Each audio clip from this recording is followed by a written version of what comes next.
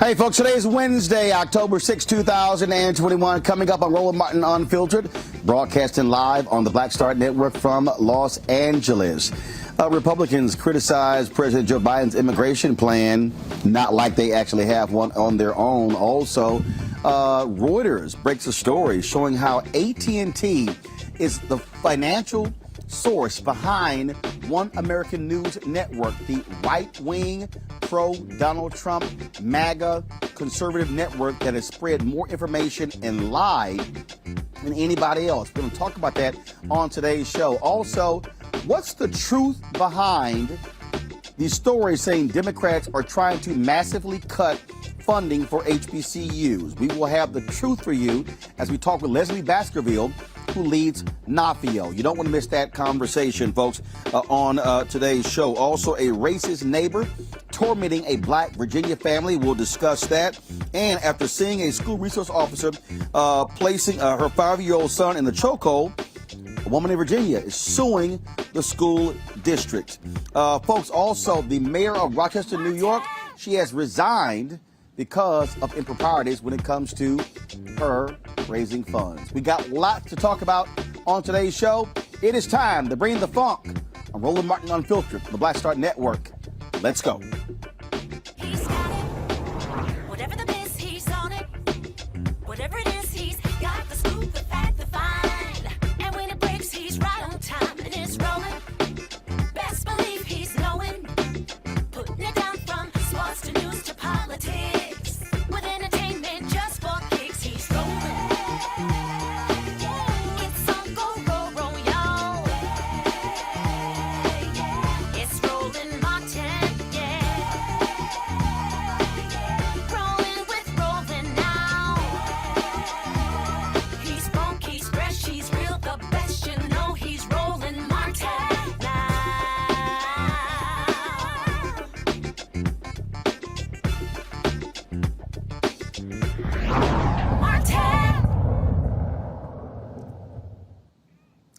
Republicans are not happy at all about the possibility of seeing more Haitian migrants on their way to the Texas border. You might remember just a couple of weeks ago, we had the massive crisis of some 12,000. Now they are claiming 60,000 Haitian migrants are on their way to the Texas border. Don't know if that's true or not. Republicans, they held a news conference today led by Texas Governor Greg Abbott and, of course, Senator Ted Cruz, where they complained about this, blasting President Joe Biden and offering what they call their own 10-point plan. Listen. At the border here in Texas, and we're here to talk about border-related issues. And let me just start out by making a very clear point, and that is President Joe Biden has caused a humanitarian crisis and chaos on our border. All Americans saw exactly what happened in Del Rio, Texas just last month. And we know that that chaos will be repeated unless and until President Biden takes action. 26 of America's governors have worked together to develop specific actions that Biden can take immediately to end the crisis on the border that he has caused. We, all of us, asked the president for a meeting to visit with us about this, and he refused to meet with us, and he completely ignored us. 9 of the 26 governors that crafted this action plan gathered today at the border, a border, by the way, that President Biden has never even been to. We're here to announce 10 actions that President Biden must take immediately. Well, that's a whole lot of whining and complaining by Texas Governor Greg Abbott, and so that's what we expect. All right, let's talk about this with our legal panel. A. Scott Bolden, former chair, National Bar Association Political Action Committee, lawyer based out of Washington, D.C. Robert Patillo, of course, Rainbow Peach Tree Street Project there in Atlanta. Glad to have him. And also someone who keeps running his mouth about Oklahoma Sooners, and he'll be experiencing their losses very soon. Mario Solomon Simmons, civil rights attorney, founder for Justice for Greenwood out of Oklahoma. Glad to have all of you on today's show. And so let's deal with this. I guess I'll deal with DeMario. You're the closest to the Texas border, being there in Oklahoma. I mean, what you have here are Republicans who just throw out anything. They throw everything out. And it's Biden is trash. Oh, my God, immigration is killing us. But, again, these are the same people who will say nothing about these companies that are hiring folks who are illegal immigrants, or some call them undocumented workers, because then the Chamber of Commerce won't be too pleased with that. Yeah, well, Roland, thank you so much for being on the show once again. You know, I think it's real rich for Governor Abbott of your home state of Texas. He can't even keep the lights on during the winter in the entire state, and he wants to talk about the border. It's ridiculous. It doesn't make any sense for him to be there and to say that President Biden has never been to the border. I mean, this guy's been in elective office for 40, 50 years. I'm sure he's been to the border. So it's obviously just grandstanding. And we know that they don't want any black and brown people, but they especially hate Haitians. And we know the history of Haiti, and while particularly white supremacists like Greg Abbott hate Haiti because they were the first black free republic in the Western world. They fought against the British, the French, and the Spanish to get their freedom. And this country and all the Western countries have done everything they can to hurt Haiti since their independence back in 1803. So I'm not surprised to see Governor Abbott and these other white supremacist governors, like my very own governor, or the governor of the state of Oklahoma. But it doesn't make any sense outside. They want to make headlines. Scott, your thoughts? Well, I think my colleague is absolutely right. I mean, black and brown people at the border, no Republicans, it seems, want that influx. But the number of people at the border trying to get to the United States of America, I don't believe, based on my reading, that it has changed much from during the Trump years, if you will. And even Trump and his alleged crackdowns, illegal crackdowns on black and brown people coming through the southern border, it simply didn't work. They kept coming. And what you would think the 9 governors would do, if you know that those statistics and that research, is say, how do we stop the appetite of our black and brown brothers and sisters south of the border? How do we cut off their appetite for wanting to come to the United States? That is, investing in their countries, such as Honduras and other Mexico and other South American cities, where we have task force, or should have task force, and invest dollars in human resources in stopping the gang welfare war on these young families, and giving them jobs and education and opportunity. That'll reduce the flow of those who want to come to America for a better life.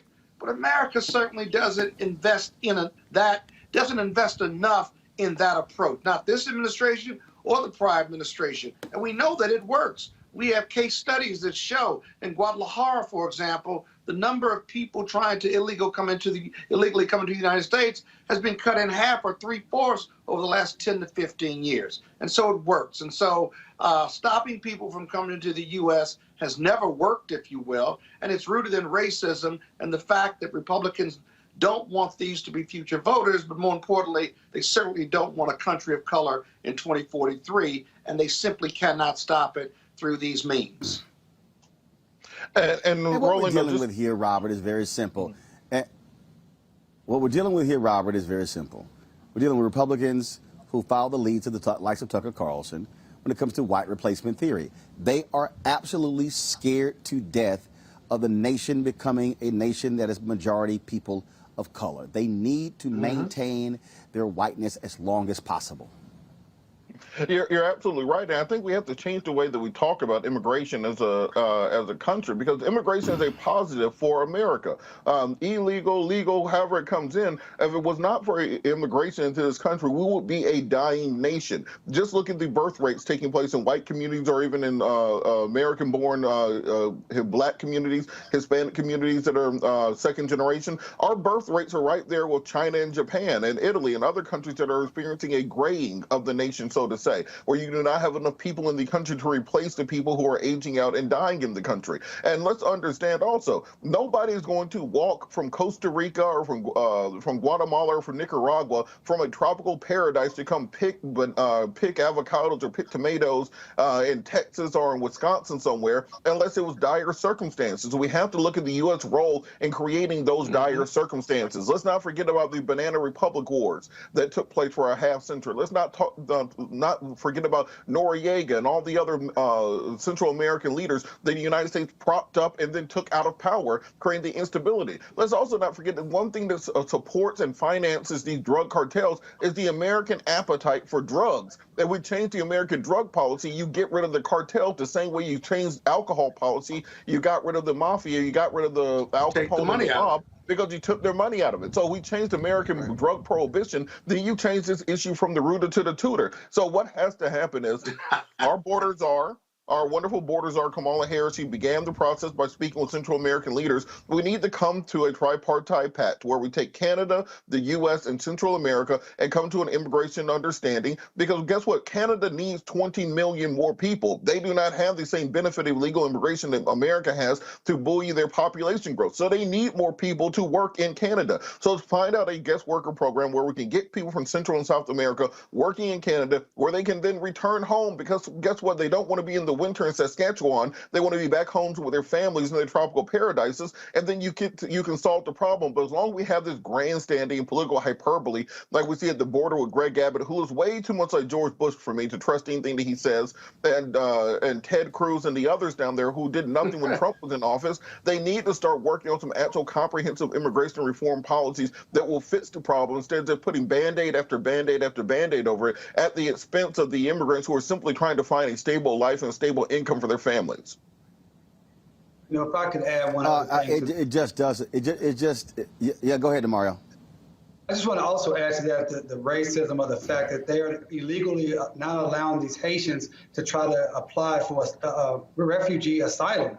I mean, there is a legal process when someone comes from a country that they're experiencing political violence, or they believe that they're going to be killed or something like that. There is a process so someone can say, listen, this is my situation. This is why I'm here. They may not be here just to try to find a job or anything like that. You can't just wholesale say, hey, I'm going to put you back on the plane and send you back. That is against the law. That's against the current immigration laws, and it's also blatantly racist when it comes to Haitians, black Haitians versus maybe say Cubans and others. Look, the thing that I think we have to, Robert said something is important, and I was engaging this back and forth with a couple of idiots on social media, and they were like, you know, Roland, you were wrong when you were saying that immigration benefits the United States. And I'm like, fool, are you paying any attention? Why have the folks in Europe in the past decade been so violently opposed to immigration there? Oh my God, they're overrunning our country. Why? Because white people stopped screwing. Falling birth rates in most European nations. To Robert's point, to anybody who's listening, you do not have a country if you do not have people. Not only that, you have to have people working today who are paying into the Social Security system to ensure that folks are able to get benefits. And so, if you are if you're one of these 40 and 50-year-old black men who's sitting here blasting me, saying, "Oh, this is foul for us," when your ass is time for you to get your Social Security, who do you think is paying into the system in 20 years when you're 60? The person who's going to be working. This shows, and then they're taking all of our jobs. Okay, what jobs are you talking about? Can you please define what those jobs are? And if you really start breaking down these things, where you see people are working, the reality is folks, documented workers are doing a lot of jobs that Americans don't want to do. Now, we can sit here and dance around this. We could be honest. We could have a real, honest conversation. And I don't think a lot of people really want to have that level of conversation, Scott, Robert, and Demario. And look, Roland, on this point about they quote unquote they took their jobs, as people like to yell out. Look, black folks been in this country since 1619. That is 400 years. I am not going to be competing with anybody who just walked 1,000 miles from Guatemala to clean white folks' toilets. I'm trying to compete for jobs in those C-suites, in the boardrooms. I want my fair share of corporate executive jobs. I want my fair share of college admissions. Don't tell me I need to fight against my Latino brother and sister, or fight against my Haitian brethren for jobs at the bottom of the economy, when my fair share of the jobs are at the top of the economy. The people I'm worried about who took my job were Bezos and Elon Musk and Richard Branson and Bill Gates. Those are the jobs I'm worried about you taking. Don't tell me I got to be out here picking strawberries somewhere. No, tell me how you're going to stop them from taking those jobs from me. That's an excellent. Go right ahead, Demaris. Go right ahead. So that's an excellent point, Robert. I think also that goes back to what you said earlier, Roland, that these corporations, they want this type of influx of illegal immigration because they can keep the wages low. You know, when we say these are jobs that Americans don't want to do, America certainly don't want to do it for $3, $4, $5, $6 an hour. And that's what we see. We see this continuation of keep wages low, and therefore this is a system that really corporate America likes to continue to have proliferating. I agree wholeheartedly with Robert. Look, we should be competing for top jobs with top salaries, with benefits and opportunity. People have spent 300 years sweat labor, complete sweat equity into this nation. We should be continuing to competing for those jobs.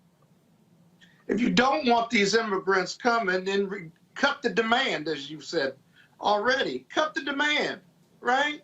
President Fox, former President Fox of Mexico, told Jesse Jackson 20 years ago, my people would do the jobs that even Americans or your people, talking about black people, won't do. Everyone was offended by it, but it had some ring of truth to it, and it still does today. And so we're not competing with those jobs, because if Americans were fulfilling those jobs in construction, in the vegetable and fruit fields of America, in the environment or in homes, you name it, then there wouldn't be a demand, and there wouldn't be jobs, and they wouldn't be coming for a better life, because they would know that there were no jobs available to them. And so it just smacks of racism. Let's just call it what it is. I mean, every person who from the day America was founded came from somewhere else. Everyone. The Abbotts, every 9 of those governors, and everybody who is white is an ethnic that came from somewhere else. How rich is it for us now to say we need to close our borders? But America has a rich history. If you go over the annals of history, go over the annals of people coming over, we've always, during generations, had a penchant or test for blocking others from coming because of some economic interest. But it's actually a racial interest, historically. And so we got to fight against this, because we are all immigrants. And if you don't agree with that, then you're concerned about immigration and having a plan and being overrun is just rooted in racism. It really is. And they just need to come clean on that, because 2043 is coming. You call it screwing. I call it reality. The reality is coming. We're going to be a country of color in about 20, 30 years. It's coming. You can't stop it. No legislation can stop it unless white people start having more reproductive sex, and I can't control that. And Scott, look, this is how you know this is rooted in racism, how stupid this is. We just got off of the entire first half of this year, white employers complaining about not having enough workers who are willing to come work, raising wages, raising benefits, paying $15, $20 an hour to flip hamburgers and put french fries into a bag. You can't get Americans to even do that right now, because you get $4 cents for every 1,000 views you get on TikTok. That is what your kids are doing. They are not out not here trying to flip burgers. They're not trying to bag fries or anything along those lines. So if these Republicans were smart, in order to stop from having to raise those wages and raise those benefits to recruit workers, they will be pushing for comprehensive immigration reform so we can get guest workers into the country who will be willing to fill those roles so that so that the next generation of kids can work in IT, can work in media, can work on the things they're actually interested in. This. But it's based in racism. That's how you know exactly what their game is. But it gets worse than that. Watch this, Robert. Now, the Republicans are against raising the minimum wage, right? Everyone, most of them are against it. But if you raise the minimum wage, more Americans could get work, whether it's McDonald's or anywhere else. And those lower wage jobs, that would push wages further up for lower paying jobs. And guess what? Americans could fill those jobs. You cut off the appetite, you cut off the demand, and the supply goes away. It goes to another country. But that's the idiocy of the Republican thinking. And they're the big economic development, financially conservative, banking conservatives who want less government and more private sector entrepreneurship. But that's completely inconsistent when it comes to this immigration issue. So it's even worse than that. Scott, I don't think they're idiots. It's just all right, folks. Now, one more second. I'm going to go to our next story. That is, how many of you have been seeing? Actually, you keep forgetting who the host is. We've seen all these stories floating around social media about the Biden administration. The story from Newsweek cutting HBCU funding from $45 billion to $2 billion. I've seen a lot of folks I know retweeting these stories saying this is a damn shame. There's a problem with that because the federal government isn't giving HBCUs $45 billion a year. So I reached out to Leslie Baskerville, of course. So Leslie, she's been on the show many times. She's with the National Association for Equal Opportunity in Higher Education. She joins us right now. And so, all right, Leslie, you've been very much involved when it comes to fighting for funding for HBCUs. What is the truth with this story? Because, again, everybody is spreading it. They're saying, see, Biden and Harris, they trash. They're slashing $43 billion from HBCUs. What is the truth? Roland, good to be back. It's always good to be with you. The truth is that that's absolutely unequivocally false. In terms of HBCUs, we've never had it so good. HBCUs, I say it's harvest time for HBCUs. It's a season of new hope. We have an administration who truly believes in and has invested in excess of $6.5 billion in HBCUs and is investing more as we're talking presently. We have a Congress where we have bipartisan support in the House and the Senate. So we have bipartisan and bicameral support for HBCUs. So, and based on the investments by Congress and the administration, we have more corporate support, more individual philanthropic support. We've moved from the style section of the newspapers to the education section, to the business section, to all of the sections where we should be, because we have a $15 billion short-term economic interest at our HBCUs collectively, and HBCUs are doing more than any other cohort. For America's historically Black colleges and universities, they're just 3% of American colleges. In the sciences, technology, engineering, and mathematics, they're graduating 42% of Blacks. And in education professionals, 50% of Black education professionals, health professionals, the lion's share, punching way above our weight. And we have an opportunity like none other to continue to show that our outcomes are far in excess of the input into our institutions, and that we're worthy of and should have more dollars invested in us. That's what we were talking about today. And while we were there, my phone was exploding, and I got out and they said there's a story out about a $45 billion cut from this administration, and we're down to $2 billion. Well, the reality is this. Everybody has heard about the negotiations on reconciliation budget that includes a lot of human needs programs and education program. In fact, it will invest in early childhood, the entire pipeline from early childhood to the middle passages to undergraduate school, community colleges, undergraduate, graduate and professional schools like never before. In the process of negotiation, the figures are going up and down. There was never a figure for this one particular bill of 45 billion.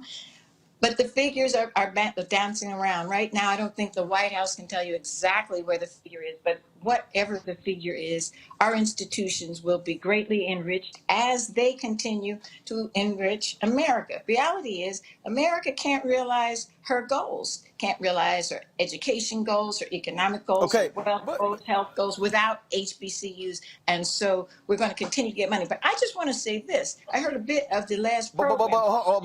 Leslie, Yes, hold on sir. one second. Tell me. Leslie, hold on, Leslie, hold on one second. Again, Yes. so I need to walk slowly through this again. Okay, the story says 45 billion for HBCU and other minority institutions, down to 2 billion. All right. What I'm still trying to understand, though, is what is this 45 billion? Because the reality is, Yeah. right now, HBCUs, the federal government is only providing around, just correct me if I'm wrong, around $1 billion annually to HBCUs. Is that correct? Could be. Yeah, but we got substantially more in this last time because of the coronavirus special No, no, no, no, supplement. no, no, no. I got Yes, that. I got that. you're I roughly got that. correct. But here, Let me tell you, but here, let me answer here's the question about the 45 billion.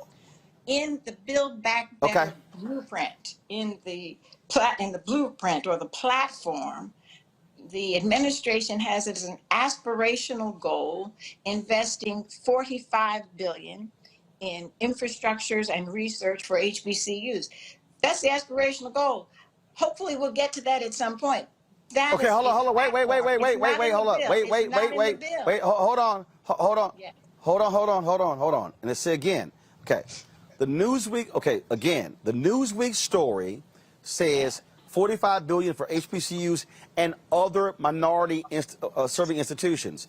The Right. reason I'm stating that is because people are tweeting and posting as if the 45 billion is all going to HBCUs. It's not. There are other Correct. institutions that are in this, so that 45 billion is not all for HBCUs. And have you seen, again, this is for everybody who's understand, this is what you work on. Right. Have you seen an actual hard number that they are proposing in this bill that's specifically for HBCUs? No, there's a coupling, but we're asking for a decoupling. But let's go back. I want to make sure that your audience is clear because I think part of this, and I believe that Newsweek is a reliable, independent news source, but there's Not, huge not confusion. necessarily. Good. Thank you. That's you. Not necessarily. And you're in the business. Because So let me first of all, just say this. the Newsweek story is written off an Associated Press story. I've read the story. The problem Okay. is it is scant details, and and again, as somebody who reads the story, if I see 45 billion cut to 2, I want to know. I want to see happen. what the 45 billion was for. I haven't seen it. Didn't happen. And so that's confusing a reconciliation bill that has a figure that at no time was 45 billion with a platform in which there was an aspirational goal for 45 billion. And you're absolutely right, for HBCUs, TCUs, and their tribal colleges, universities, and then demographic MSIs. And so those would be Hispanic serving institutions, tribal colleges, and predominantly Black institutions. And so that was for an aspirational goal for the community in a platform. So now the president is in, the administration is in, we have better relationship and better access to folks in the administration who themselves have gone to HBCUs, but importantly, who understand the centrality of HBCUs to American progress. More importantly, for where we are presently, they understand that HBCUs, because HBCUs are unlike any cohort of colleges and universities, and you talk about the PBIs, TCUs, and APCs, Asian Pacific Islander colleges, they are demographic MSIs, minority serving institutions. HBCUs, people don't know this, they are not minority serving. They have no race and no ethnicity criterion. And they were founded for the purpose of educating the progeny of the American slave system, or Blacks and other persons. And they've been open and inclusive of all students since their founding. But they are unique. We have a special relationship with America because, unlike any other group of colleges and universities, HBCUs, the primary cohort, were dragged from their land.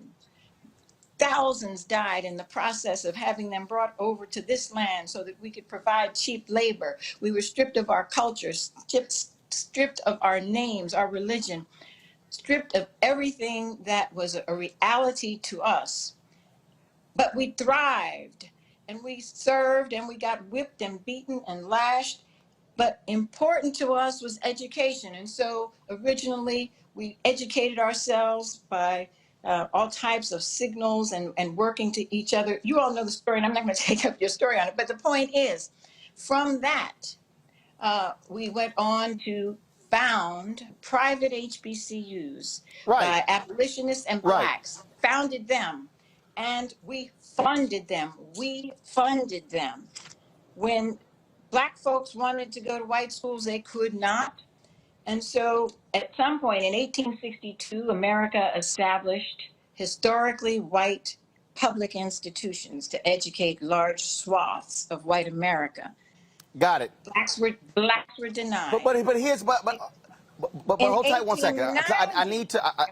But Leslie, hold on. I need to focus on the current funding, and here's why. Because again, I need to walk people through this properly. Because again, we operate in facts. Yes, originally, there was a 45 in the original proposal, in the original $3.5 trillion. So explain it. Okay, good. So again, I need you to explain that so people understand the facts on where this number is coming from. Go ahead. There was no $45 billion proposal in this bill.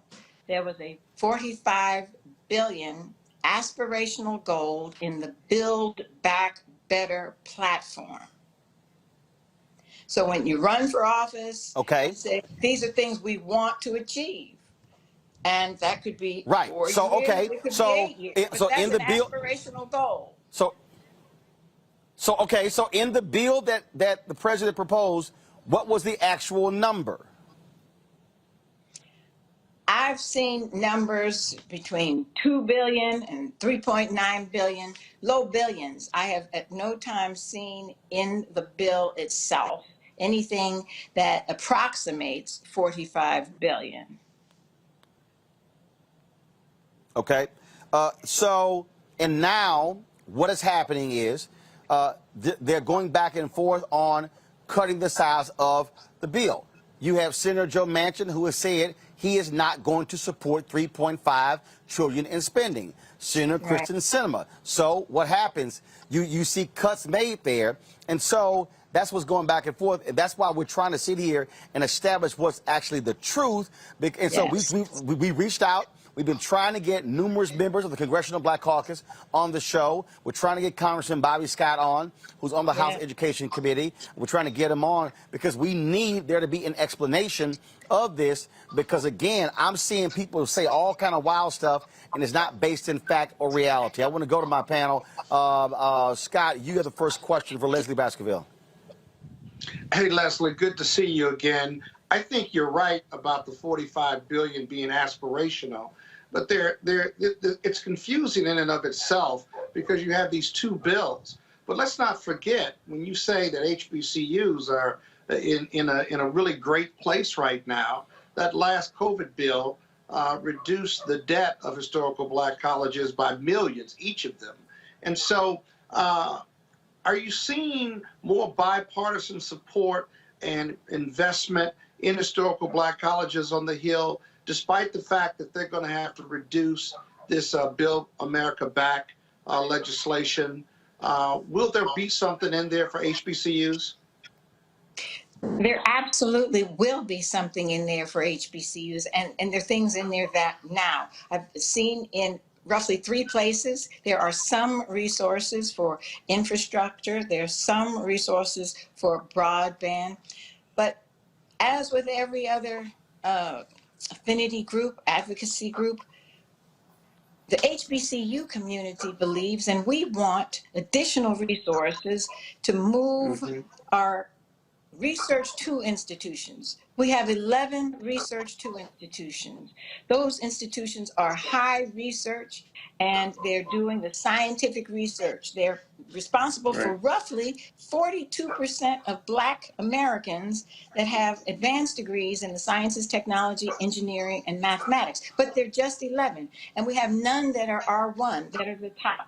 So we've been pushing and pushing for additional dollars. But more important than the additional dollars is a decoupling of HBCUs from the group that Roland talked about. He said the money, the 45 aspirational goal in the platform that has nothing specific to do with the budget is for HBCUs, tribal colleges. Right. Here's the deal.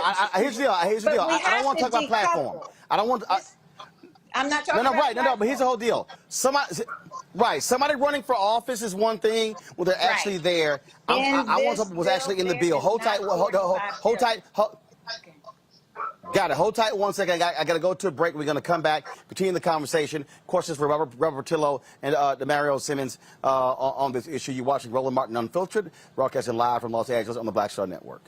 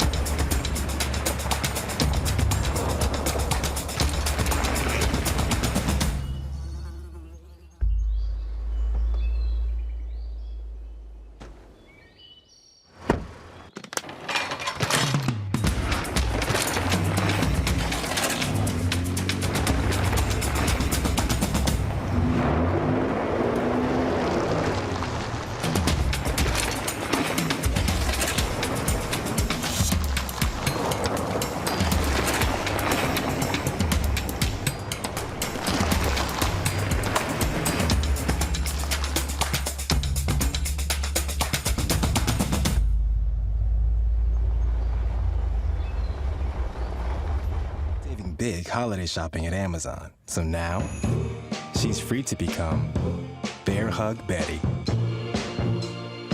Settle in, kids. You'll be there a while. Ooh, where you going?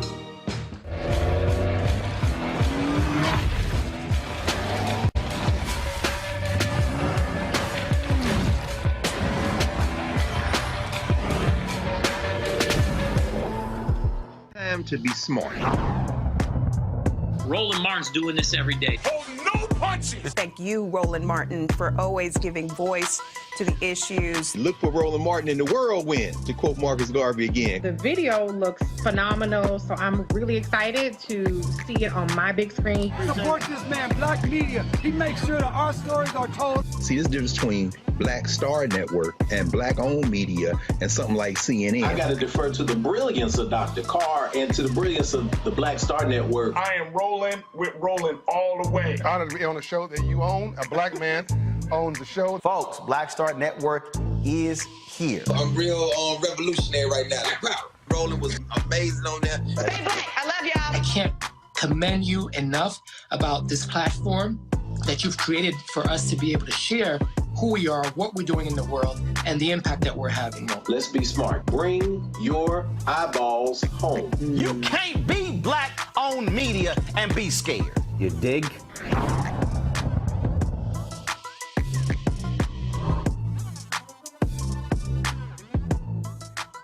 All All right, welcome back. Roland Martin Unfiltered on the Black Star Network. We're talking about HBCU funding in the latest bills that is going across Congress.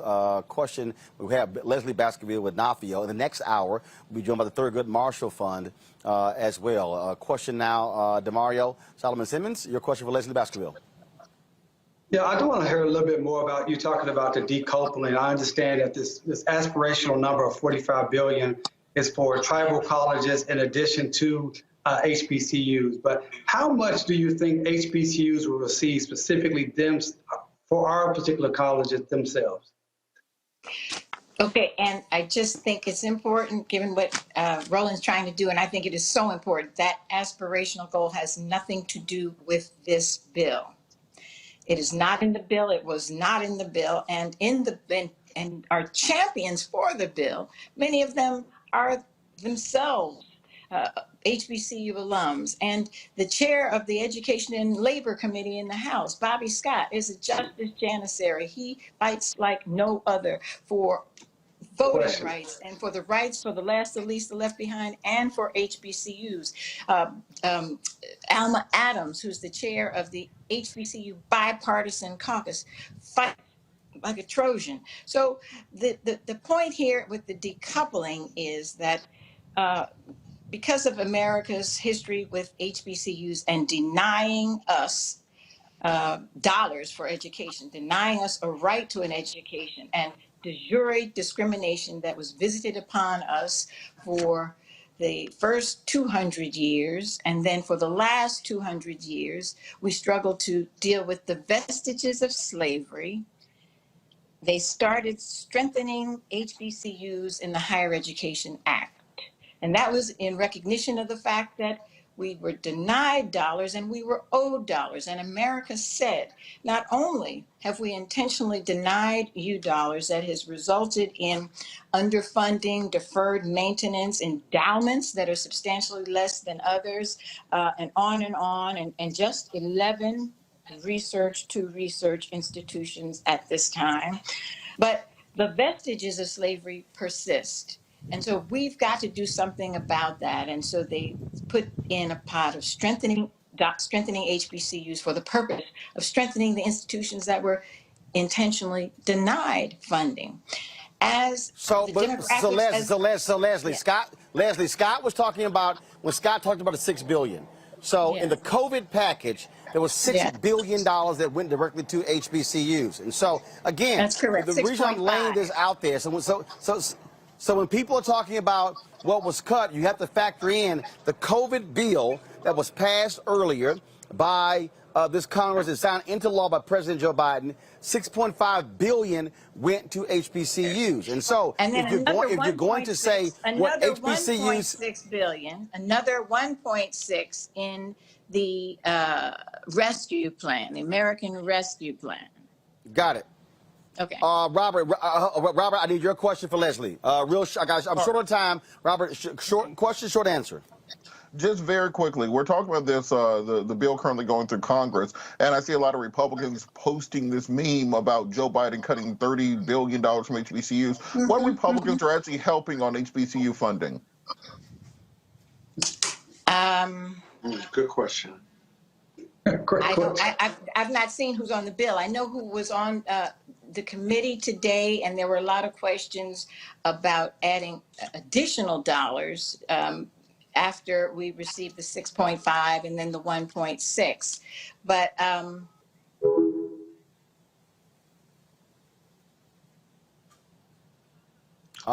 looks like, folks, we just lost Leslie Baskerville. So I guess we're going with none. So here's the deal. No. Actually, you do have some, and you do have some, and you've had supporters in the past.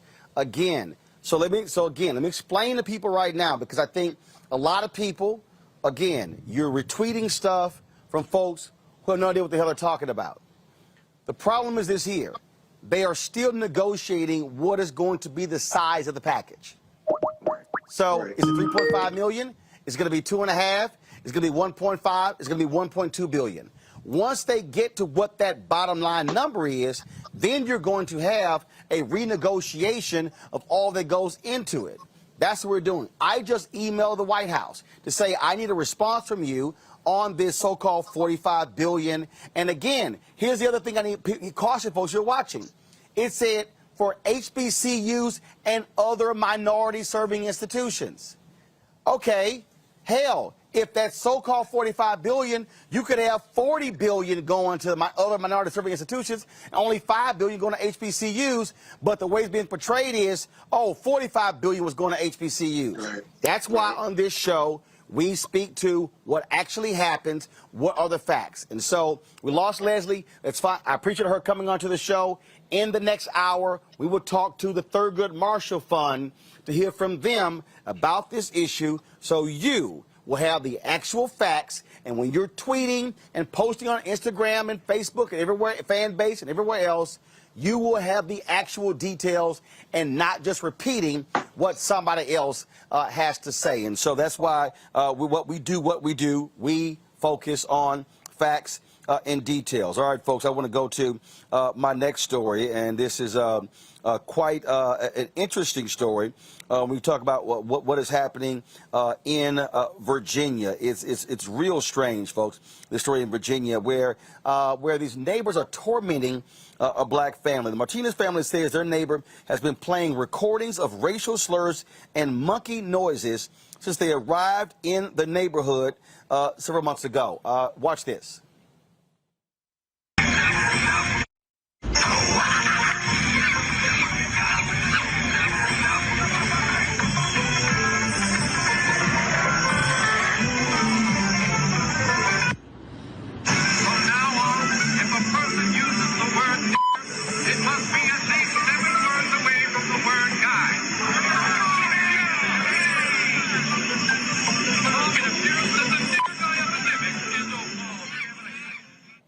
Now, the police have been called several times because no crime has been committed.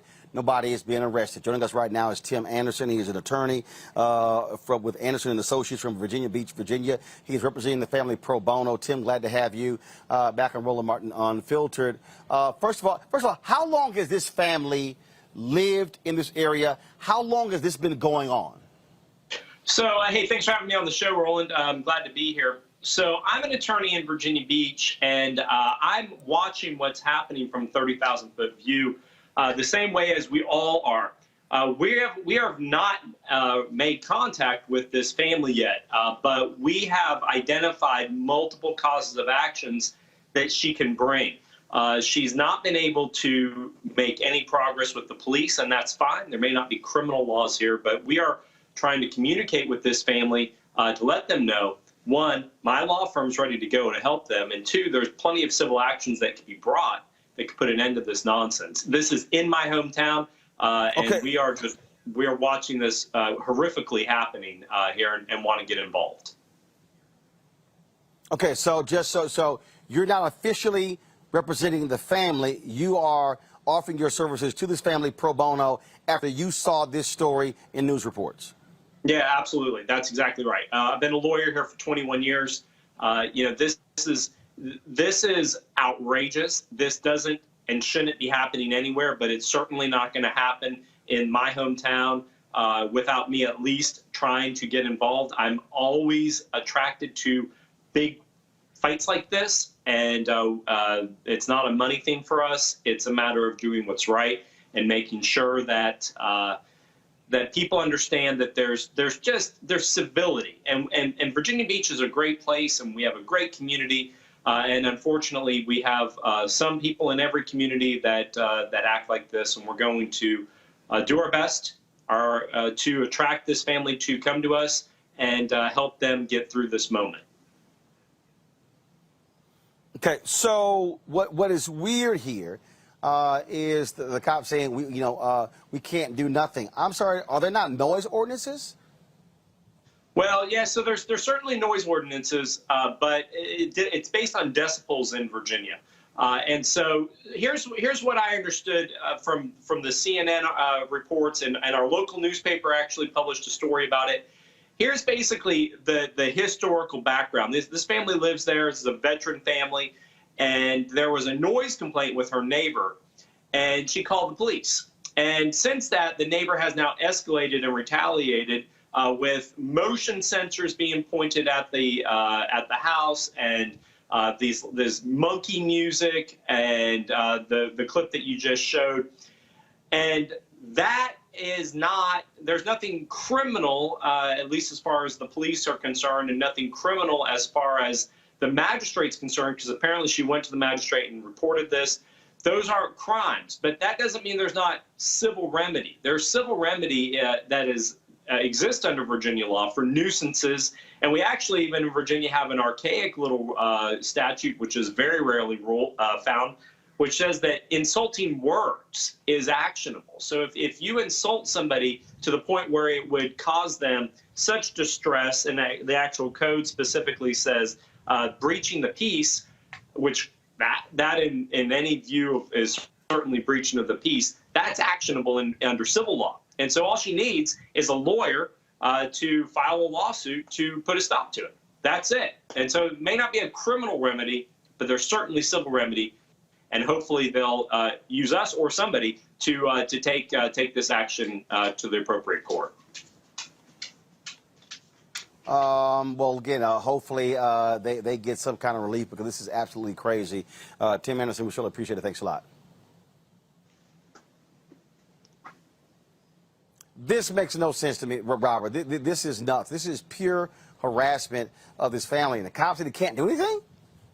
Well, it's interesting to his point, because the reason that it's difficult for cops to do anything in a situation like this is that, let's take the counter positive. There's somebody playing rap music that has the N-word all strewn throughout it. Would you want that to be criminally actionable? Now, it should be actionable under intentional infliction of emotional distress, under a clear civil penalty, also disturbing the peace if it does go above the proper decibel level. And I do think the family absolutely should take every civil remedy possible. But also, this is why I always keep guns around, because if these people are playing this monkey music across the street from my house. Here we go. So just to recap, from across the street, 6.5 Creedmoor, 18-inch barrel, 10-7 twist. You're going to want yourself a 7x24 scope on it, just in case you want to get them across the street. Now, if they are close up, you want your mini AR, so you can get a 3.5-inch barrel for cookie cutter on it with a collapsible all tactical stock on it. You should be good. You still get your 223, your 5.56 ammo going. You don't burn all of your powder, but you really don't need to go on that fast at that distance. So I think these people need to invest in a nice NAGA membership to National Association of African American Gun Association, because they teach you all these things to make sure you can be safe. Because somebody's playing across the street, there's only so long before they come across the street. DeMario, you have any idea what the hell DeMario, you have any idea what the hell Robert was just talking about? I do. I know. I know what Robert's talking about. I actually have a membership to that organization. I'm here in Oklahoma. Hey, Scott, stop talking, Scott. DeMario's talking. I'm here in Oklahoma, so I have no DeMario, go. I'm a gun owner. I agree with a lot of what Robert has said. I definitely think I'm glad they have an attorney. I was going to say, hell, I'll come and represent them, because I do see several causes of action. I do believe in intentional infliction of emotional distress. I do believe there can also be some civil rights claims. That you could have what's called a 1985.3, where you got two or more people who are conspiring together to take someone's civil rights, and they're trying to run those people out of their home. There's no question about it. That is a civil rights violation, I believe, is happening there. And then I think there's a hate crime there. I mean, when you are saying nigger, talking about nigger and monkey towards black people in this type of fashion, I think that's a hate crime. So I think that they should be sued, and I believe that they should be successful. And hopefully that family has some money, because they need to be held totally accountable, no question about it. Well, and that's another reason why I'm happy that I live in a black neighborhood. Yeah, maybe. Both of my colleagues are right, and that surely makes us feel good. But maybe not. This is what he needs to do, and I'm sure he's going to do it. You start with a cease and desist letter in no uncertain terms and lay out what the civil or administrative violations are vis-a-vis ordinances, and give them an opportunity to cease and desist, right? They will have to respond, or they get a lawyer to respond. Then, if they don't respond and the bad acting or the bad acts continue, right? Then you file for what we call a temporary restraining order. It's a civil lawsuit, but you seek an injunctive relief.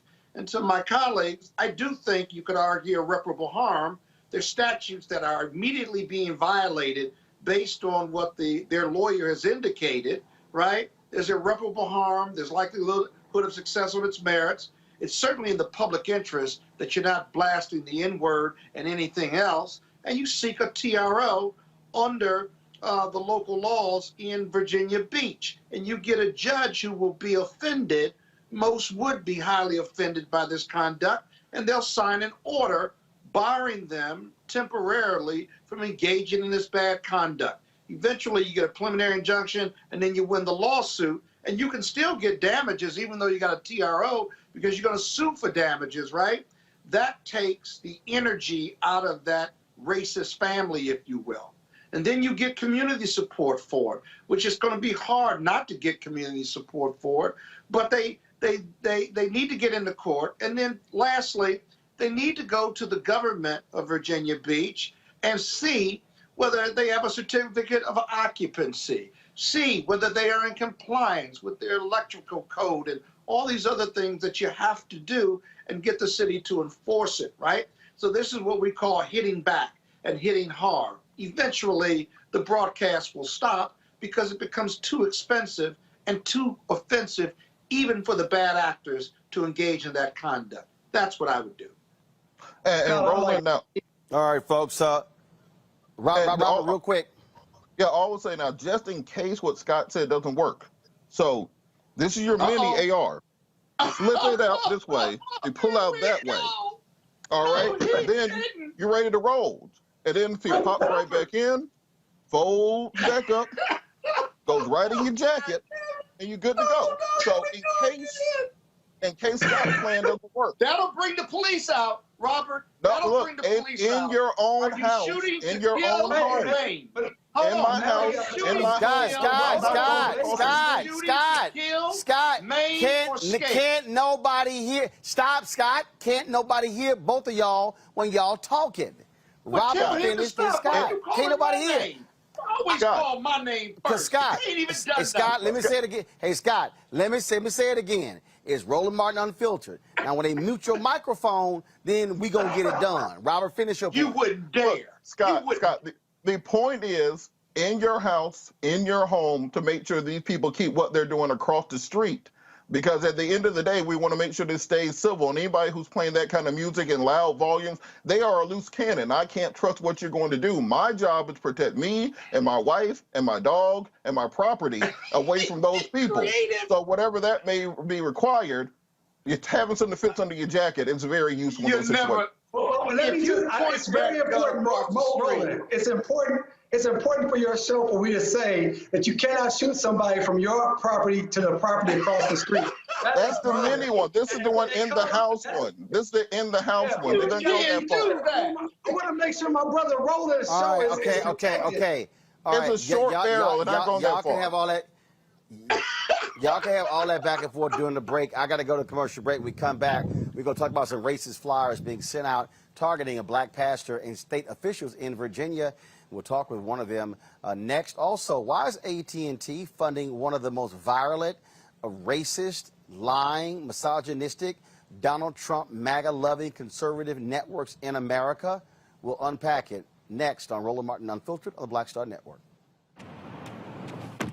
Oh, that spin class was brutal. Well, you can try using the Buick's massaging seat. Ooh, yeah, that's nice. Can I use Apple CarPlay to put some music on? Sure. It's wireless. Pick something we all like. Okay, hold on. What's your Buick's Wi-Fi password? Buick Envision 2021. Oh, you should pick something stronger. That's really predictable. That's a really tight spot. Don't worry. I used to hate parallel parking. Me too. Hey. Really outdid yourself. Yes, we did. The all-new Buick Envision, an SUV built around you, all of you. I believe that people our age have lost the ability to focus the discipline on the art of organizing. The challenges, there's so many of them and they're complex. And we need to be moving to address them.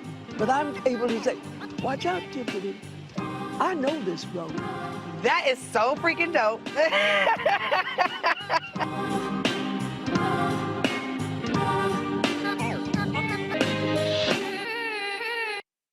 Hey, I'm Cupid, the maker of the Cupid Shuffle and the Wham Dance. What's going on? This is Tobias Trevelyan. And if you're ready, you are listening to and you are watching Roland Martin Unfiltered.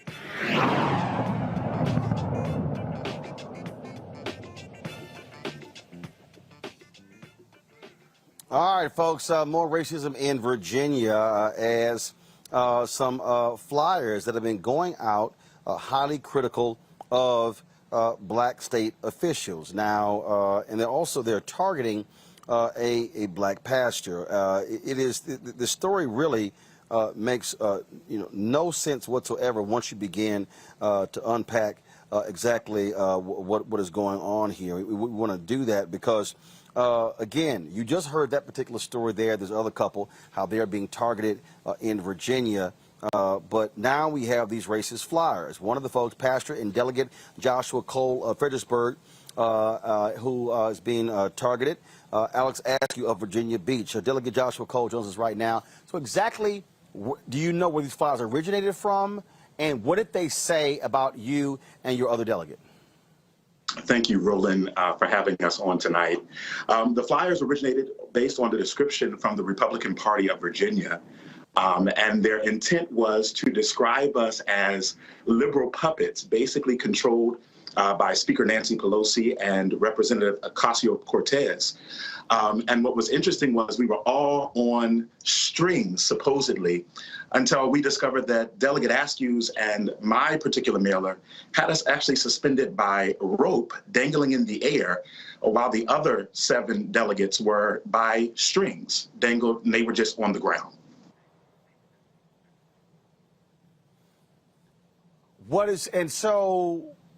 First, what are they trying to do? I mean, how many people did they send it to? How many households? Do you have any idea how many flyers went out?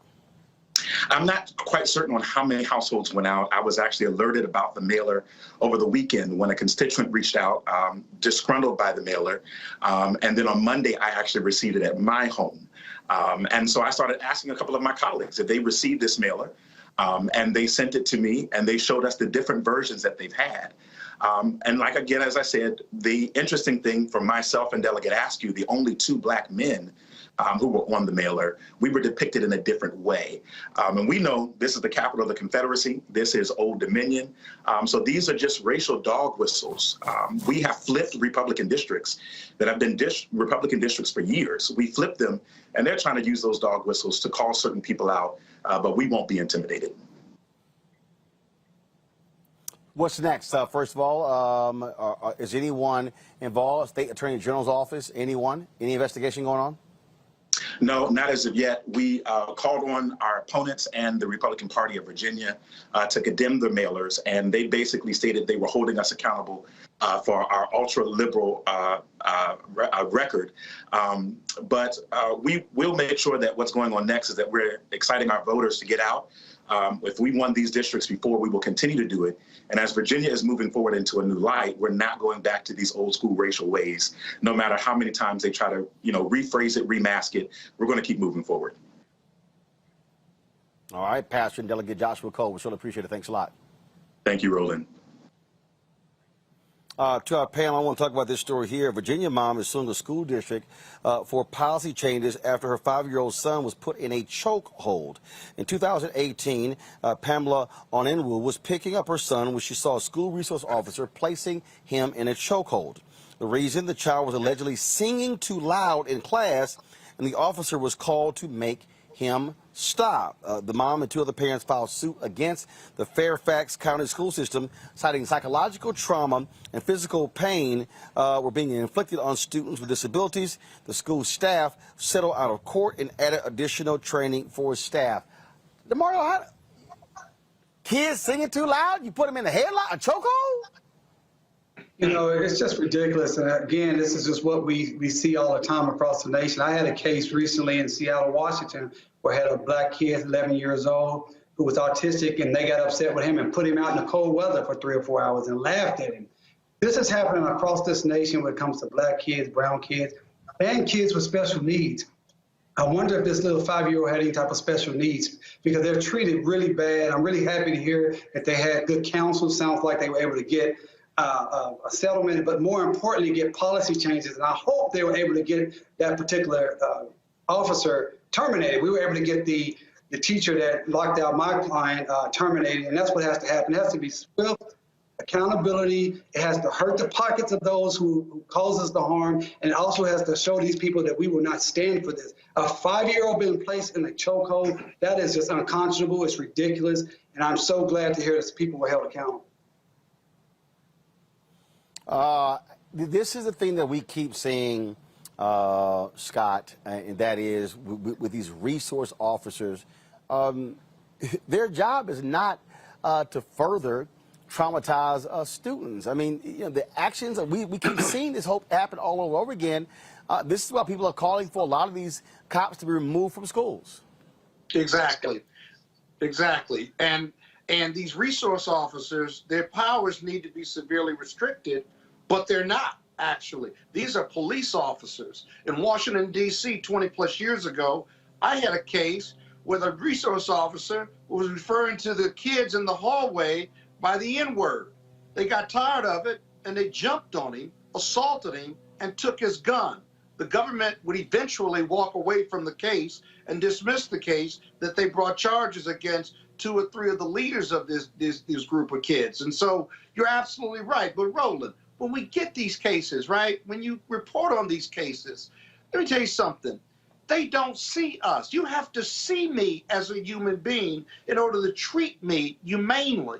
And when you report on these stories like chokeholds for the 5-year-olds or crazy-ass white people doing crazy things, right? Or the police beating up black men and women simply because they refused a police order, they don't see us. So if they don't see us, they treat us less than human. They treat us like animals, if you will. It is unjustifiable. You and I, or they rather, will treat a dog better than how we're treated by the police in many instances. And so we've got to, it's more than retraining. It's about where this racism comes from. It's not genetic. Nobody's born with a racism gene, as we've often said and our leaders have said. And so they're trained that way. They're taught that way from their environment or at home. That's where we got to get to, because otherwise they're going to continue not to see us. You know, and let me just jump in real quickly on this. It's something that was so important. And sorry, Robert, but this is very important. They're not resource officers. They are police officers. And one of the things that the police have done a really good job, and Republicans in general, is how they frame things. It's the same with officer-involved shooting. That is to try to make it seem like what it really is. It's the state killing somebody or the state shooting someone. So these are just police officers with extraordinary power. They should not be the first people called when you're having an issue with a 5-year-old, a 7-year-old, a 9-year-old, things of that nature. These people are bullies many times. We saw the case of the young lady, and Scott is exactly right. The young lady, when they took her out of the chair and slammed her on the ground, because he didn't see her as a little girl. He saw her as a other than. And that is important. But we got to change our own terminology. Not resource officers, police officers, not officer-involved shootings, police shooting of a person, the state murdering someone. And they're not trained to be resource officers. Robert, and you know, to that point, I think that's when we got caught up in this conversation around quote unquote defund the police last year, and Republicans used that to their political advantage. But in reality, this is what we're talking about, which is de-escalating situations. That if a child is singing too loud, maybe you have them talk to the social worker to find out why they're expressing themselves in this way. And often I use the analogy of what would happen if this was a little white girl named Lily White. What would happen if this was a golden retriever? I mean, realistically, if there was a golden retriever that they saw that when it was barking too loud and somebody put it into a chokehold, it would be the leading story. Nancy Grace would be out there right now.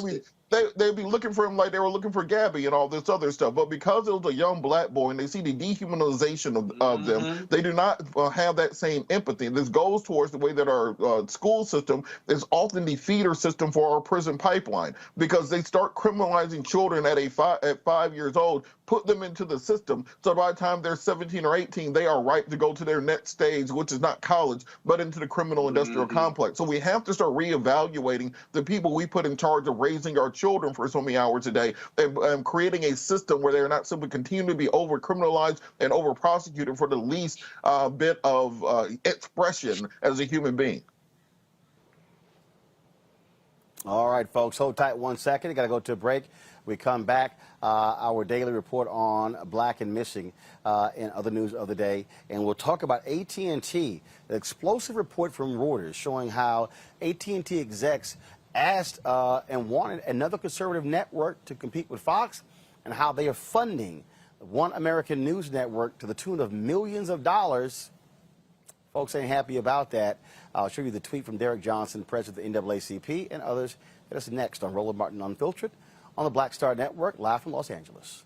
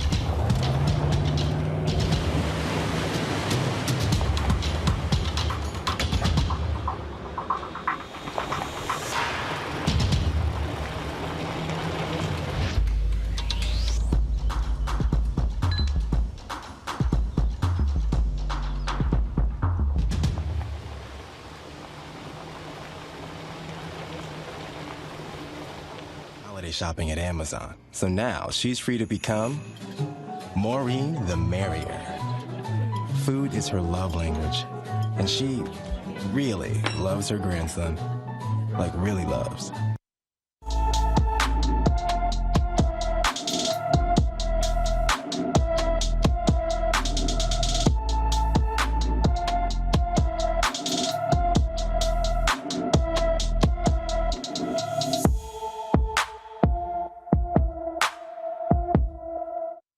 All right, folks, 30-year-old Cashawn Ashley Sims, who also goes by the nickname of Cookie, was last seen in Duarte, California on September 8th, 2021. She is 5 feet 1 inches tall, weighs 120 pounds, with black shoulder-length hair and brown eyes. She also has tattoos of the phrase, "It's found in the soul," on her left collarbone, the word "earth" on her left forearm, and a tattoo of Spanish writing on her back. Anyone with information on Sims' whereabouts should call the LA County Sheriff's Missing Persons Unit at 323-890-5500, 323-890-5500. And so we're going to continue to do our part to bring you up to date on the tales of these missing folks, and hopefully they will be found safe and unharmed. That is our hope. All right, folks, let's go to Rochester, New York, where Lavii Lockers has agreed to leave office for violating state election laws during her 2017 run for re-election, and she will leave office by December 1st. She was facing felony charges that she and two assistants violated campaign contribution limits, but she pleaded guilty to a single misdemeanor, admitting that she knowingly exceeded the $8,557 limit. By admitting to the charge, the city's first black woman elected mayor will likely not lose her law license. And so, again, she will be stepping down as of December 1st. So it's been a whole bunch of drama there in Rochester, New York. Issues with the police department. In fact, her husband had gotten arrested. So, man, it's been a whole bunch of drama there. So she's going to be leaving office. All right, folks, food is an important issue in this country. A lot of us love to eat. Some live to eat, some eat to live. But the reality is our children are most impacted by this. And there's one entrepreneur who did something quite interesting. What she did was she actually opened a grocery store in a school. Joining us right now is Jasmine Crow. She's the founder and CEO of Goodr. Is it Goodr? G-O-O-D-R? Is that how it's pronounced? Right. Okay, so you decided, so you opened a grocery store in a school? How? Yeah, I mean, it's just like that. We were fortunate to work with a client, hip hop star Gunna. We've been working with him since 2018. He came to us and said he wanted to do something for back to school. And I pitched him on the idea of building a grocery store and creating something that was sustainable and had legacy. And so he gave me the list of all the schools he attended, elementary, middle, and high school. I called the middle school first, had a great call with Principal Madden, and he shared with me just the need at that school, how many kids were living in poverty, how many kids really were leaving school and being adults, taking care of younger brothers and sisters, and many times taking care of themselves. And he had a small closet that he was using as like a clothing closet. There was a couple of cans of food in there, and we just decided to remake it, and we created a grocery store, a free grocery store. I think it's important to know that, Roland, so families and students and even staff can utilize this store free of charge. So, okay, so is it an actual business or is it a nonprofit? How do you get the space? Is it in partnership with the school? How does that all work? Yeah, so it's an actual service, if you will. It's a free grocery store. The grocery store doesn't operate like a business. There's no exchange in money between the students or families. It is funded by Gunna, and that's how we've been able to do it. So Gooder is a business. We produce activations all over the country to really help people rethink how they give food to families. And if you think about it, Roland, there is about almost $100 billion a year spent on food and nutrition programs. But what we've seen is it's actually created a vicious cycle because the money always goes to the same like large hunger fighting organizations. And it's not to say that food banks and food pantries don't serve a purpose, but what they do is they keep families dependent on going to more than one to actually marry a meal together. And so what we think at Gooder is that there's a big difference between access to food in this country and access to meals in this country. And so we focus on bringing families access to meals. So we have kids that can go in there and pick out food items that they can then go home and make meals for the family. And that's what we do. Sounds like a great initiative. How has it been going thus far? It's been going great. We've seen almost 200 families shop in the store so far. This Friday makes 3 weeks, so we still got a couple of more days. The store is open school hours, so typically about an hour before classes begin and an hour after kids in classes. We've created a web app where families can just register and select a time to come and shop. They get a reusable grocery bag, which every kid in the school received, and they can just fill it up, no questions asked. The store also has toiletry items, household items like laundry detergent, dish soap, things that families, you know, if they do have food SNAP benefits, they cannot use those to purchase those toiletry and household items. So we're seeing that that's really popular, as is the food. All right, then. Look, sounds great. Any plans to expand to other schools in the area? Absolutely. We want to expand this all over the country. We've received, you know, thousands of inquiries, so we're working through those. Our hope is to at least get to the top 10 states where more than 15% of the population on average is food insecure or hungry. So, you know, expect to see us potentially in Mississippi, Alabama, and then even states like Colorado and New Mexico, where there's a lot of need and a lot of people that are hungry as well. All right, then. Well, Jasmine, congratulations. We certainly appreciate it. Good luck with that. And as you said in the story I saw, you got parents out there. If they need something, they can just simply let their kid know, and they're able to go into the grocery store and bring that item home. So I'm sure a lot of parents are very thankful for this innovative idea. Thank you so much, Roland. I appreciate you having me on. All right. Thanks a bunch. Good luck. You know, DeMario, this is the level of creativity that I believe is necessary that we have to have. You used to have in this country, you had significant community centers, social services centers, that they were sacrificed by budget cuts. And what this exposes also is the issue that we have of children who go hungry. I've talked to, look, my brother has been a teacher. Two of my sisters have been teachers. Two of my sisters are teachers. My niece is a teacher. And having these conversations, we don't think about it, but the number of kids who literally go to school every single day hungry. And so people wonder about behavioral issues. They wonder about things along those lines. Why can't these kids concentrate? It's hard as hell to concentrate in school when you're starving.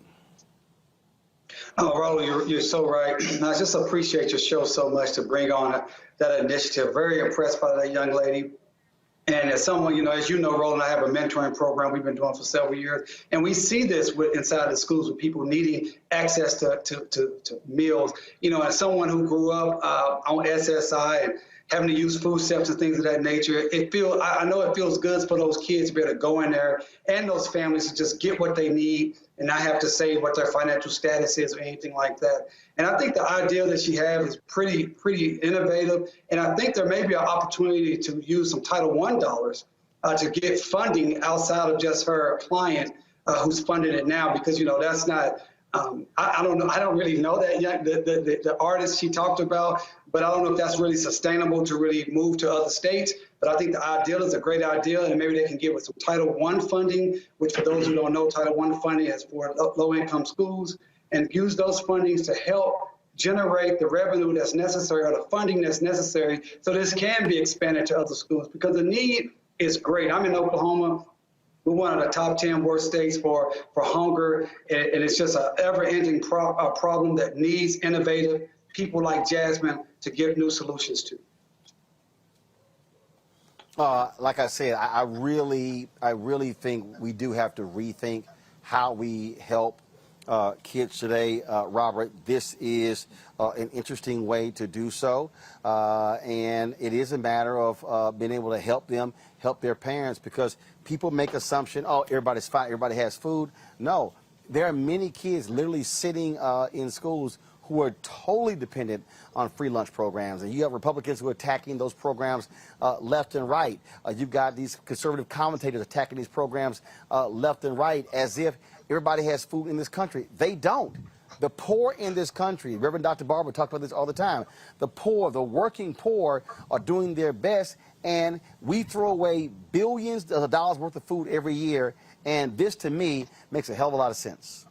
Well, Roland, on that point, remember, Operation Breadbasket was in many ways founded upon a very similar concept and idea. And we have to look at this nation up to the mirror of who we really are. 40% of the food in this nation is thrown away. We pay farmers. We actually have farm subsidies and pay farmers to throw food away instead of sending it to market because it will depress prices. We would rather have people starve in America than to just feed them the food that we are producing, the most abundantly productive nation to ever exist on the face of this earth. So I think we have to look at these policy prescriptions that are out there. The fact that we are dealing with this $3.5 trillion human infrastructure bill right now, and we cannot even get 50 votes in the United States Senate to feed children, to educate children, to give people housing, to give people child care. But if it comes to a new bomb or a new bomber plane or an aircraft carrier or an atomic bomb, we find the money of us fighting over the scraps and having these esoteric arguments about policy. Let's get down to the nitty gritty and put together programs that will actually help people, so we'll not take initiatives of this nature in the richest nation on earth in order to do so. We actually have a panel of this next week at the Rainbow Push Conference on youth entrepreneurship, where some students did a very similar thing at their school, putting together a business where they sold food to other children to address many of these issues, where they're getting donations from stores and corporations in order to help finance those things. People can register for that at creatingopportunityconference.com. But it's important that we support people who are doing these things, and at the same time press Congress so that you do not have to do it on the individual level, that we're getting together an actual national policy. We have the resources, we just choose not to use them. Yeah, hey, Scott. Yeah, Roland, real quick, there's another part to this that we haven't talked about, and that this store in the school, how many grocery stores are around this school and available? The food deserts of America, we know our poor communities and our black communities suffer from that. About 15 years ago, Michelle Martin, a colleague of yours, a fellow press journalist, did a story on ABC News about this, the relationship between poverty and health. And what her report found was that these kids and adults who were poor and who could not afford healthy food, right? And I hope this store in the school offers healthy alternatives, but they couldn't afford healthy foods. And so as a result, they were eating McDonald's or their grocery stores, if they had one, sold high carbohydrate, high sugar, high fat products at a very low price in those community stores, those grocery stores in our poor communities. And as a result, it wasn't so much that the kids and the adults were going hungry, some were, but their diet actually increased their weight and increased their health challenges. And so the second part of this story really is about the food deserts and how unhealthy poor people eat, and people with economic challenges, how poor their diet is and how it taxes the healthcare system in America. It's a whole nother issue, but this store concept in the stores hopefully addresses that. But there's a broader piece here that the FDA, as well as the grocery store industry, you know, you go to a poor neighborhood, you can't get healthy products as much as you go to an expensive neighborhood. You can see it even at the Safeways and the Giants of the world. They have different products for different communities. That's got to stop, because the poor communities aren't getting the healthiest choices, nor are they being educated on healthy choices. That's a direct relationship with their weight gain, with their overall health, and how their health challenges tax the healthcare system in America. Folks, got to go to the break. We come back. We'll talk about AT&T funding the One American News Network, also our Tech Talk segment. All of that next. Roland Martin Unfiltered on the Black Star Network. Don't forget, if you also want to support what we do, please join our Bring the Funk fan club, where every dollar you give goes to support what we do. Cash App, $RM Unfiltered, PayPal.me/R Martin Unfiltered, Venmo.com/RM Unfiltered. Zelle is RolandSMartin.com, Roland@RolandMartinUnfiltered.com. We'll be right back.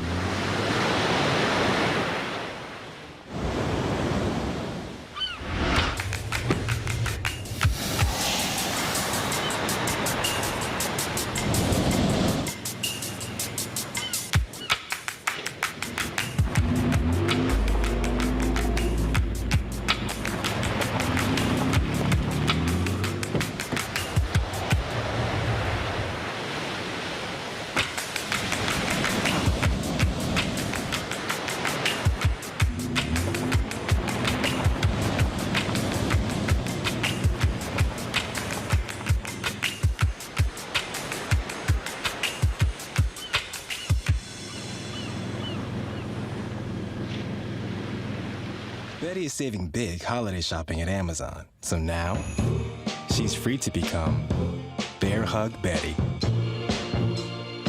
Settle in, kids. You'll be there a while. Ooh, where you going? Hey everybody, it's your man Fred Hammond. Hi, my name is Brescia Webb, and you're watching Roland Martin Unfiltered. And, well, I like a nice filter usually, but we can be unfiltered. All right, folks, an explosive story from Reuters dropped today, where the CEO, founder of One American News Network, that is the right-wing, crazy Donald Trump, MAGA-loving, misinformation spreading network, gets 90% of its funding from association with AT&T networks. Folks, 90%. According to the CEO, AT&T executives told him when they were launching they had 7 so-called liberal networks, so therefore they wanted more balance.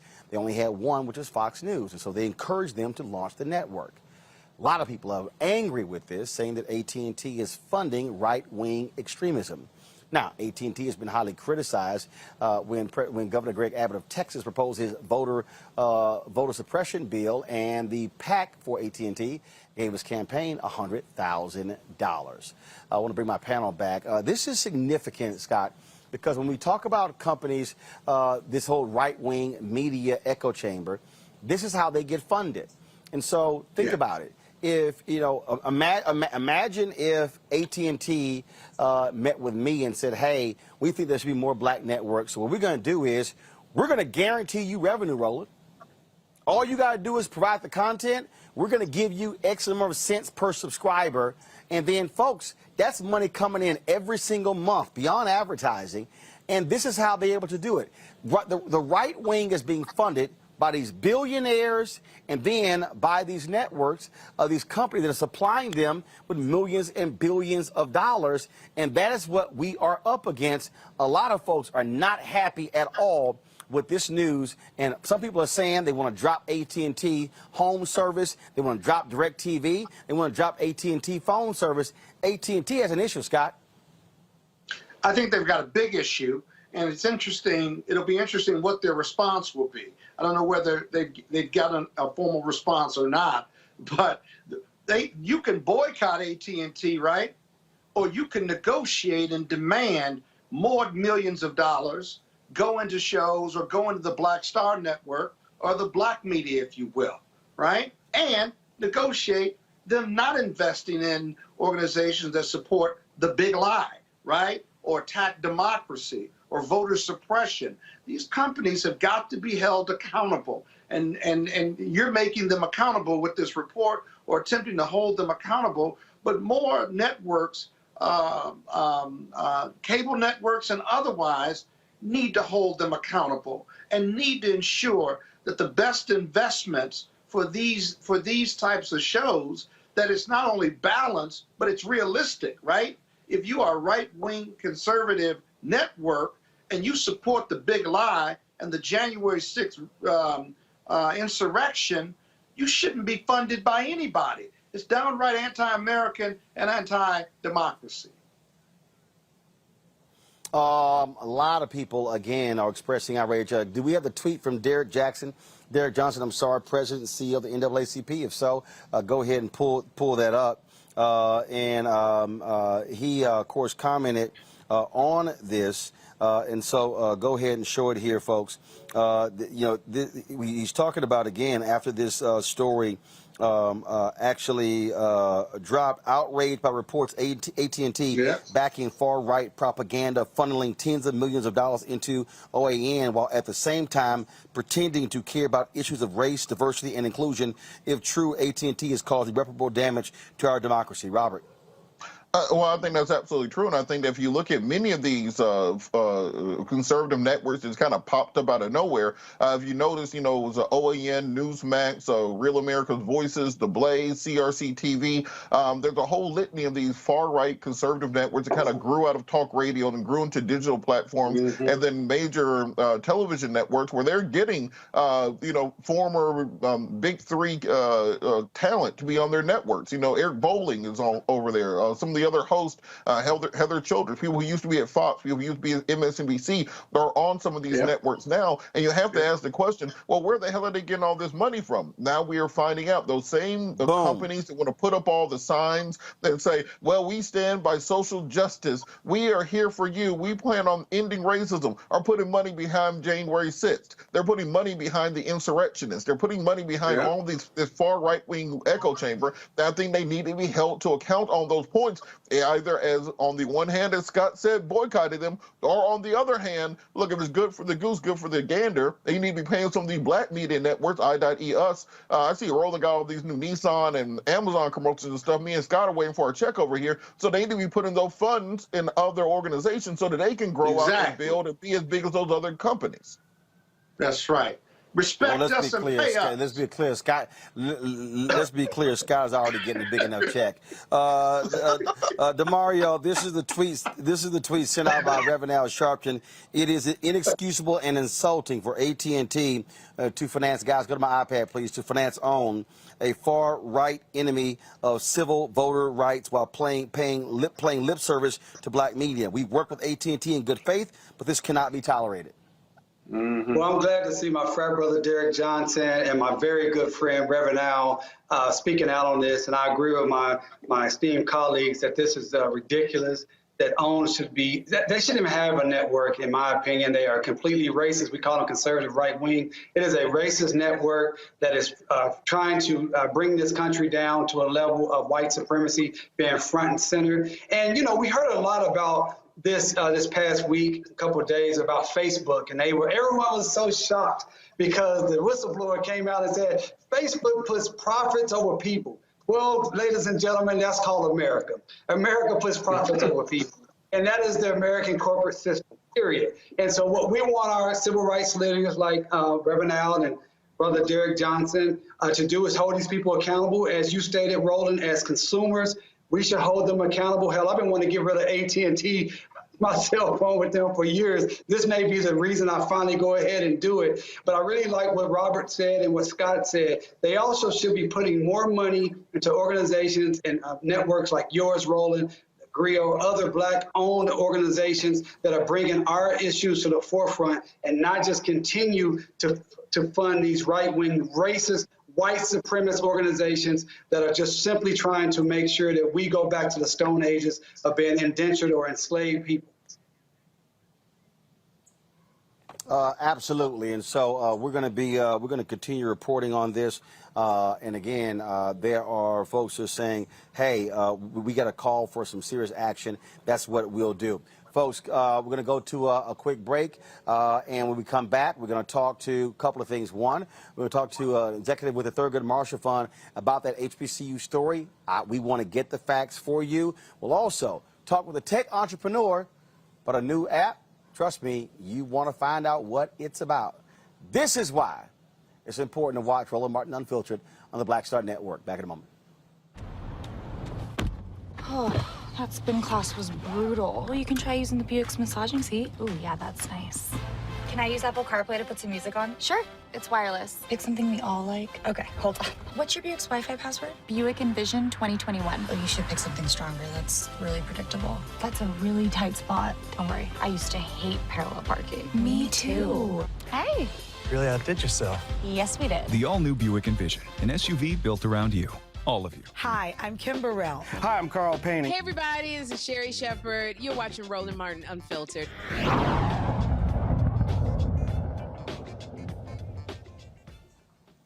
All right, folks, at the top of the show, we talked about the HBCU funding. The story's been circulating by the Associated Press that $45 billion was supposed to be earmarked for HBCUs. Now that's been cut down to $2 billion.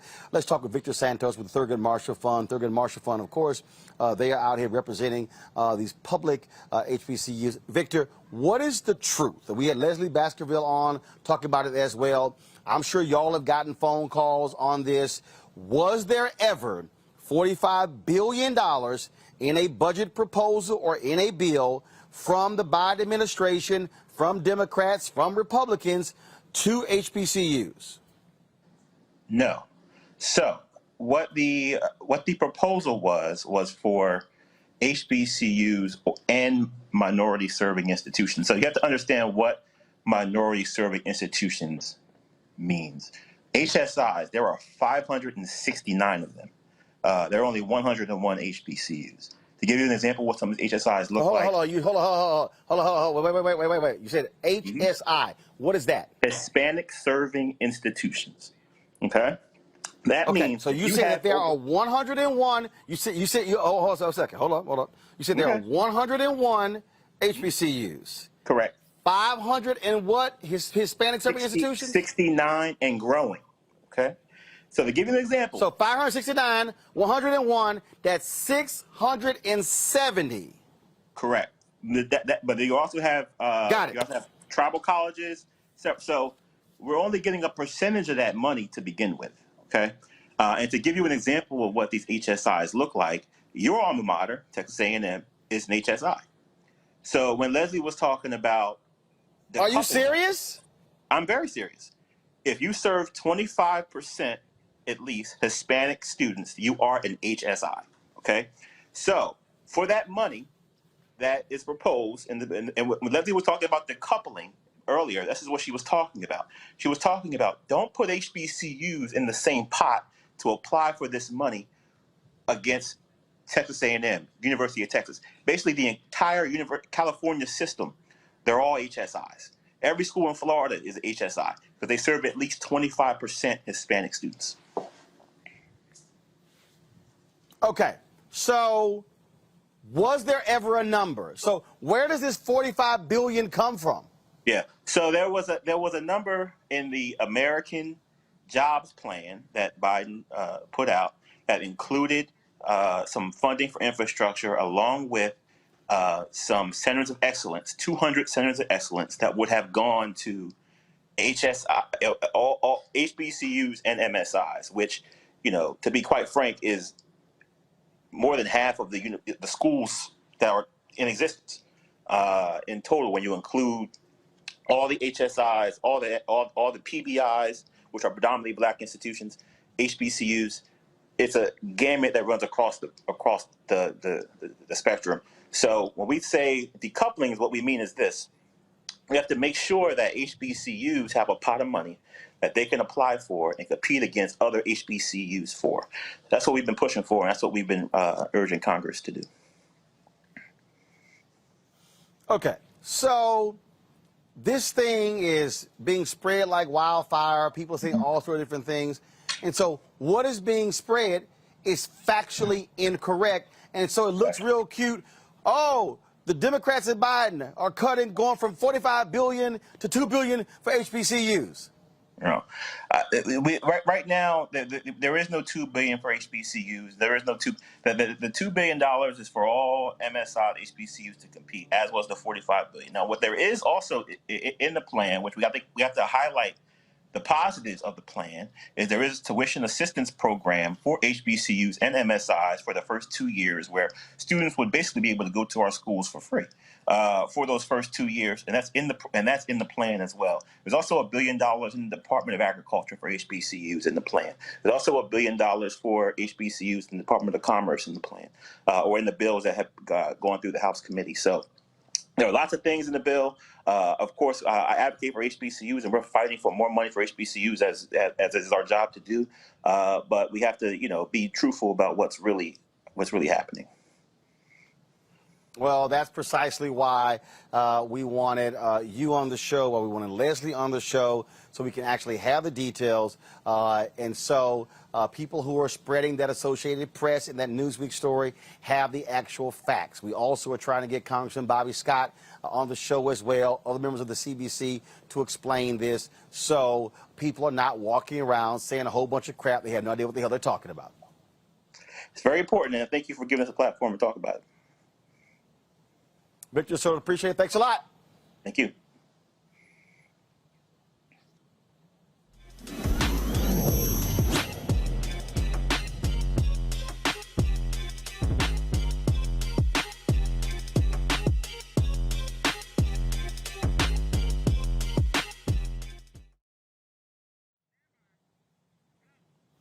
All right, folks, time for Tech Talk. Of course, we love to feature African Americans who are doing amazing things in technology.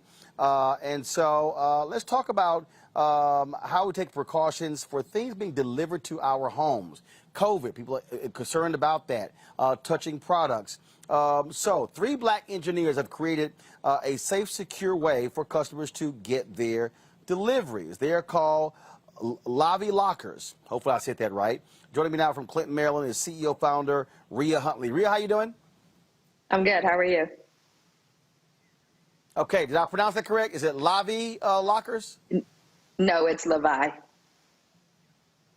Lavii. Okay, Lavii. Yes, all right, so Lavii. Lavii. Right. Okay, so what is a Lavii locker? What is that?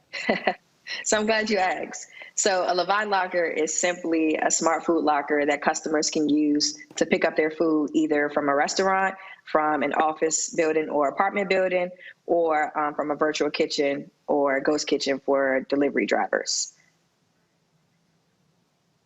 Okay. So, but what is it? Is it a container or something? What is it?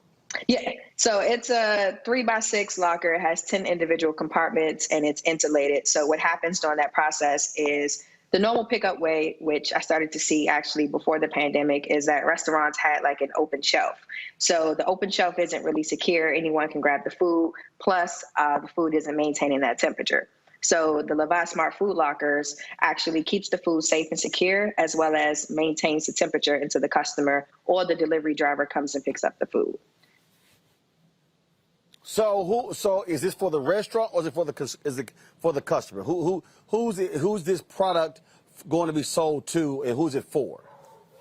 So our main customers are restaurants, office buildings, apartment buildings, as well as ghost kitchens and virtual kitchens. The main benefits behind them purchasing the actual locker system from us is that either for office buildings and apartment buildings, their tenants now have a better way of picking up their food from a secure area, as far as like putting the actual locker inside of a lobby.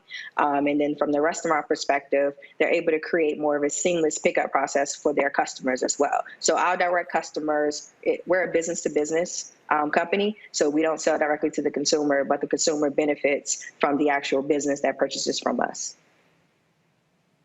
Questions from my panel. Robert Patillo, you first. What kind of inspired you to get into this, and how can this business model, do you think this business model can be grown across the country? Because it does seem to be something that is endemic in most big cities. So what are your plans on expansion? So I actually thought about this idea even before the pandemic, based on my own personal frustration with picking up food. So I feel as though this idea, there was an issue and a need, and the pandemic kind of solidified the actual idea. And currently right now we're nationwide. So we have restaurants within DC, Maryland, Virginia, Texas, Indiana, and New Jersey. And right now we have one office building in DC that's currently using our locker system for their tenants. So our growth for expansion, when we first started, based on the idea that I have, we started just in the restaurant market. But since then, we've noticed that this can be used for residential, any commercial property. And there's a new trend going on right now with like ghost kitchens and virtual kitchens, which need a better system for food delivery drivers to come and pick up the food, because you can have one virtual kitchen that hosts maybe 20 to 30 virtual restaurants. But from then, you're able to have different food delivery drivers, whether from Grubhub, Uber Eats, or DoorDash, come and seamlessly pick up the food and actually drop it off to the actual destination that it's intended for. Scott? Wow. Okay, that visual was really, really good. Is the project or is the item available for private home use yet, or is that your growth strategy? So we haven't decided to go directly to the consumer, at least not yet. We feel as though business to business would be best for us going forward, especially because those are the people that would benefit the most from our product, being as though where we are right now, we're still in the midst of a pandemic. And then a lot of people just want convenience and security right now. So that's mainly our true main focus. I feel as though if we went towards the route towards directly to a consumer at a home, it would be more towards like parcel pickup, and we haven't done that as of yet. What about colleges and universities, though? That'd be an interesting business concept. Correct. And we're actually working with someone right now who's looking to go down that path. So that's definitely within our future where we plan to go. Yeah, great concept. DeMario. Thank you. Thank you. DeMario? Yeah, as a very well-known germaphobe, I certainly appreciate this product a lot. You know, you walk into a place like Chipotle, like I go all the time, and you'll see all those bags just sitting there and just open to anyone touching them. So I think this is a fantastic product. I would love to see you on Shark Tank. I think this is a product that should go straight nationwide, and I think you can get maybe Damon and one of the little sharks to help you continue to grow this product. You know, What's the barriers for you to be able to get to from the point of your conception that you had this idea to actually getting this to the market and now you're growing it? I mean, how were you able to do that? Because it's very impressive. So my background is within tech. It's not like programming, but it's in IT for networking. But I can pretty much teach myself anything. So I was able to teach myself how to program just a little bit, and actually built the initial first prototype, and where you would scan a QR code and the lock would unlock. So from there, I actually met up with James and Marcus, who are both now my two partners, introduced the idea to them, and then we took it from there.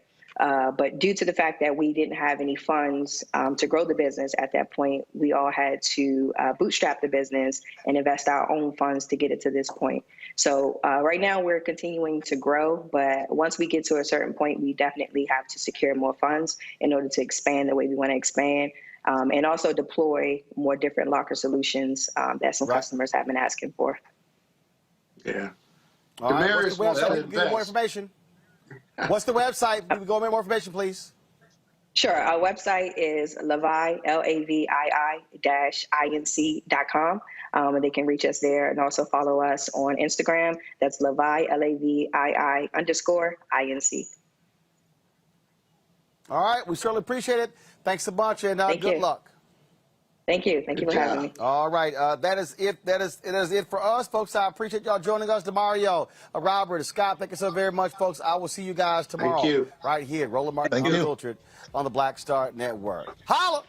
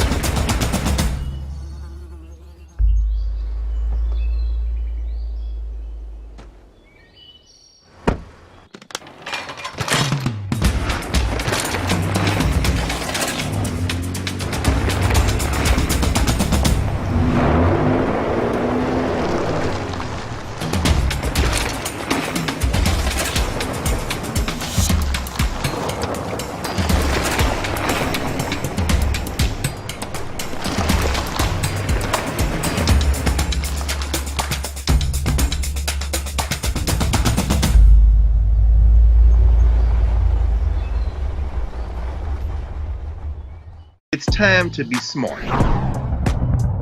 Roland Martin's doing this every day. Oh, no punches! Thank you, Roland Martin, for always giving voice to the issues. Look for Roland Martin in the whirlwind, to quote Marcus Garvey again. The video looks phenomenal, so I'm really excited to see it on my big screen. Support this man, Black Media. He makes sure that our stories are told. See, there's a difference between Black Star Network and Black-owned media and something like CNN. I got to defer to the brilliance of Dr. Carr and to the brilliance of the Black Star Network. I am rolling with Roland all the way. Honored to be on a show that you own. A black man owns the show. Folks, Black Star Network is here. I'm real revolutionary right now.